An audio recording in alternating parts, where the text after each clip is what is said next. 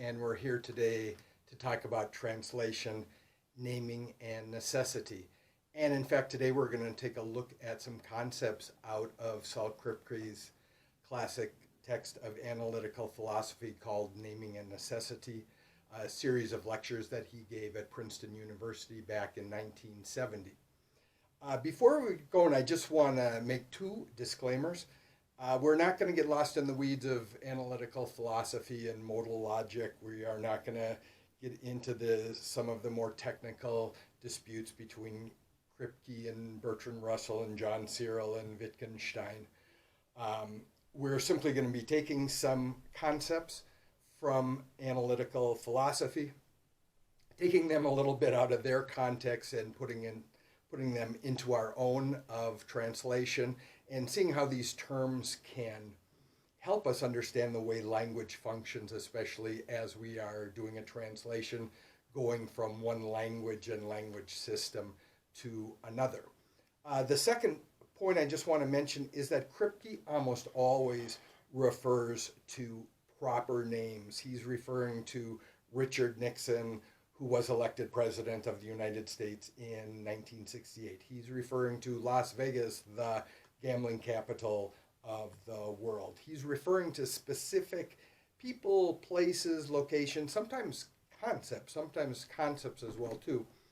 But by and large, he's talking exclusively about proper names and not so much nouns in general or adjectives in general. So I want to clarify those two things. Kripke's most important term for our discussion here is a rigid designator. And a rigid designator is a kind of compound, almost always a proper noun followed by a phrase which describes it. Gabriel Garcia Marquez, the Colombian writer who won the Nobel Prize for Literature. Minnesota, one of the most northernmost states in the United States. So it's a compound, a name and description that in all possible worlds, all possible conditions identifies the same object. It's literal, it's denotative. If that's not the case, if it's not going to be the same thing under all conditions, then Kripke calls that either a non-rigid designator or an accidental designator. Rigid designators, the concept of the rigid designator essentially concerns trying to fix the reference of a name. For us, while we're thinking about translation, maybe we can consider how is this term the best, truest, most rigid translation for that term, especially in the realm of metaphor. And Kripke doesn't really talk about metaphor, but I'm sure he would have considered that an accidental designator. For us, though, in the realm of in the realm of translation, and we think about metaphors, then when should or must be X translated by Y? In other words, when are we doing translations? When are we thinking about literal translations, fixed and closed meanings? And when are we thinking about connotative or interpretive or figurative or even accidental designations for our terms? Steiner says that the dominant value of literature is metaphoric. Truth functions, as it were, cannot be nailed down. Now, while sometimes there exists a symbolic meaning for a term, A represents B, A equals B, words often have a kind of emotive function, what Steiner describes as the slippery, ambiguous, altering, subconscious, or traditional contextual reflexes. I like that term reflexes there because it really shows that we're talking about movement. It shows that we're talking about a kind of inevitable reaction when we hit upon the right thing. In discussing the rigid designator, Kripke provides a rule that reminds me a little bit of Hugo Ball's idea of the inherent alchemy of a word. Kripke says that there is a single individual thing when we're talking about the rigid designator.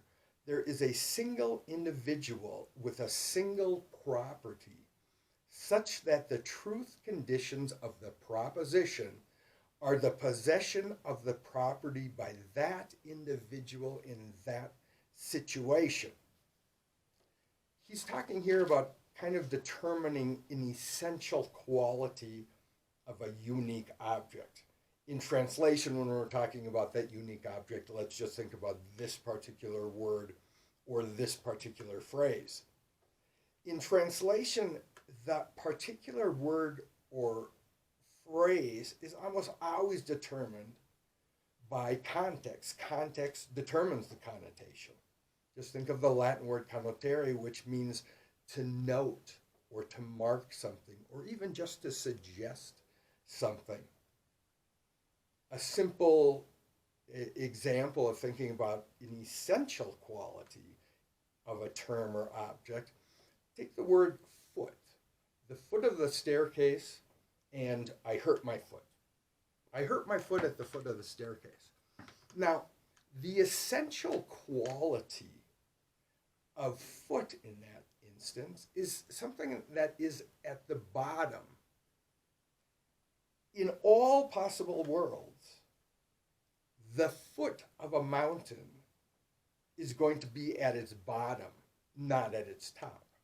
Now, you might say, well, imagine a world in which words mean their opposite. In that case, foot no longer means what we know to be as foot.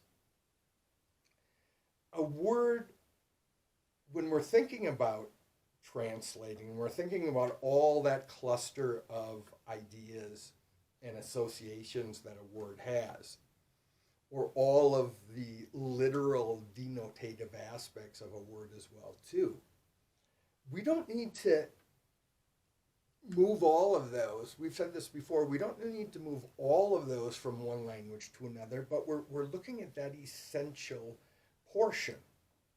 In the above example, I don't need to concern myself with what is a staircase made out of, or what is the structure of an anatomical foot, or what color is the staircase and what color is the skin of the foot. We're only looking at that one thing that really marks it out within the context that I'm describing. It's the bottom of something. So, as we think about this idea of the rigid designator, it's so much about determining reference. It's about the thing named satisfying an essential, definitive quality of description. The referent of the description is the object uniquely satisfying the conditions of the definite description. Of course, two names or descriptions can have the same referent. The morning star Phosphorus is the evening star Hesperus, actually the planet Venus, but it doesn't matter. They both of those terms, Phosphorus and Hesperus, refer to the same planetary object. Gabriel Garcia Marquez, the Colombian writer who won the Nobel Prize, those two names and or phrases refer to the same thing. They have the same referent. The identity of an object has component parts, and its possible definitions and descriptions are what are going to help us fix that referent. We might think a moment too about the idea of paradigmatic and syntagmatic expressions in structural linguistics. The paradigm operates at the level of language in general. It's the words, phrases, sentences that are always already kind of semantically determined. They already have a meaning for us.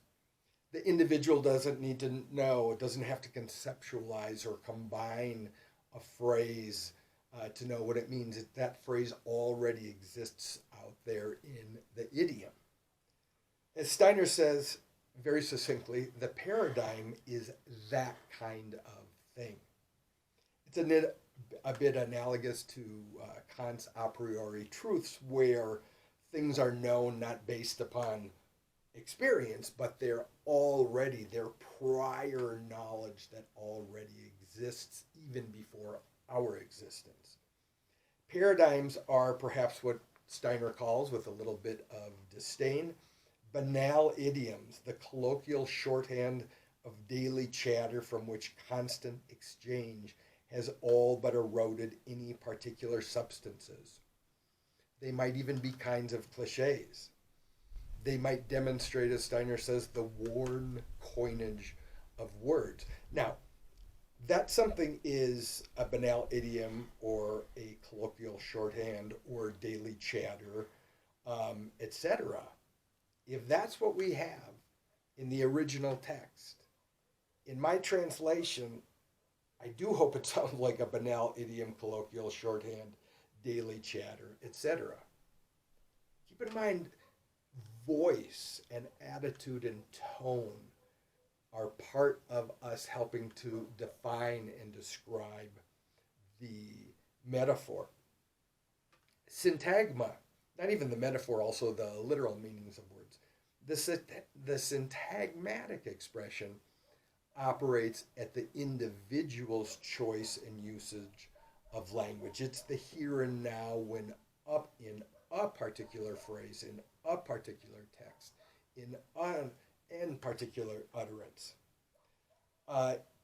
Obviously, here too, context is going to help us determine meaning. It's all of those inherent links and words and phrases that are connecting ideas together. All those qualifiers, therefore, but, yet, and, or, all of those have really important functions in how they're putting phrases together, how they're making the connection between this phrase and sentence in a text and one that comes before it or after it or in the same proximity to it.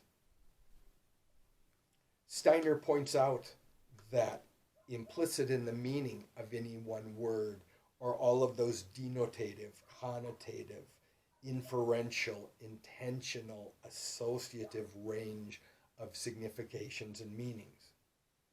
As Kripke says in Naming and Necessity, whether a particular necessarily or contingently has a certain property depends upon the way it's described. Whether an object has the same property in all possible worlds depends not just on the object itself, but on how it is described. And Kripke says elsewhere that to give a synonym to a word is to give it meaning. If you want to figure out what the meaning of something is, besides long discursive phrases about it, just think of particular words, particular synonyms by which that term might be replaced. So how we describe a particular word depends on how it's originally described in the original text. Descriptions in general provide meaning, they provide explanation, or descriptions fix reference. And when Kripke talks about fixing reference, he mentions a phrase, all possible worlds. But when he says all possible worlds, we're not talking about anything like the multiverse, this idea of this multitude, this infinite multitude of different worlds or universes in which something not only might occur, but actually is occurring, all of these things all at the same time. Kripke is using all possible worlds in much more, as he says, in the sense of all possible conditions, all possible contexts. For an analytical philosopher, a contingent truth doesn't mean necessarily something's false or something's true, but that it's simply possible in some other possible condition. I think to summarize the idea of the rigid designator and the accidental designator in terms of translation that Kripke, I think, is essentially explaining to us the difference between possibility and necessity. Some situations, in every situation, where something might be true, where something is necessarily true. In terms of literature, in terms of translation, this is the difference between metaphor and literality. The choice of a synonym, the choice of a translation, is either contingent, conditional, contextual, dependent, possible, accidental, or that choice of synonym and translation is fixed, determined, and inevitable. Thanks.